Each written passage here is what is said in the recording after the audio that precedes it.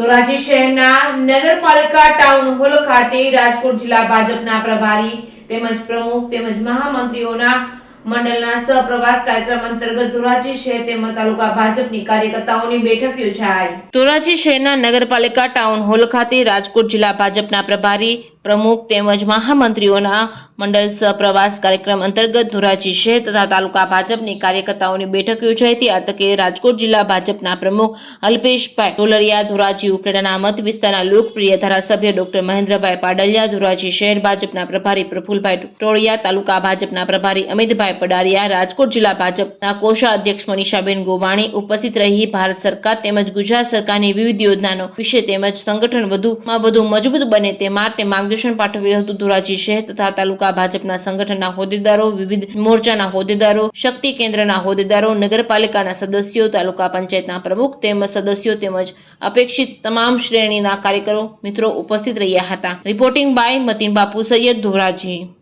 આજરોજ ધોરાજી શહેર અને તાલુકાની ભારતીય જનતા પાર્ટીની આગામી ઇલેક્શનની તૈયારીની અલગ અલગ યોજના માટેની આજ અમારી મિટિંગ હતી। એમાં ટિફિન બેઠકો હોય, એમાં તિરંગા યાત્રા હોય, રામ જન્મભૂમિની તૈયારી હોય, ઉપરાંત અનેક એવી યોજનાઓ જે ભારતીય જનતા પાર્ટીની હોય એના માટેની તૈયારીના ભાગરૂપે આજે મિટિંગ હતી અને અમારી ધોરાજી શહેર અને તાલુકાના તમામ ભારતીય જનતા પાર્ટીના કાર્યકર્તાઓ ઉપસ્થિત રહ્યા હતા।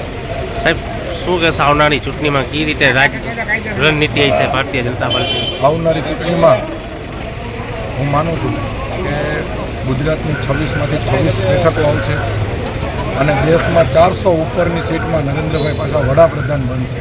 સમગ્ર દેશમાં મોદીનું વાવાઝોડું ચાલે છે। ભારતીય જનતા પાર્ટી ઇતિહાસ બનાવશે અને એમાં ધોરાજીના કાર્યકર્તાઓએ સૂરમાં સૂર પુરાવી અને મહેનત કરી અને ધોરાજીના ઇતિહાસની વધારે લીડ મળશે અને ગુજરાતની 26 બેઠકો ભારતીય જનતા પાર્ટીના કાર્યકર્તાઓ 5,51,000 મતથી જીતશે।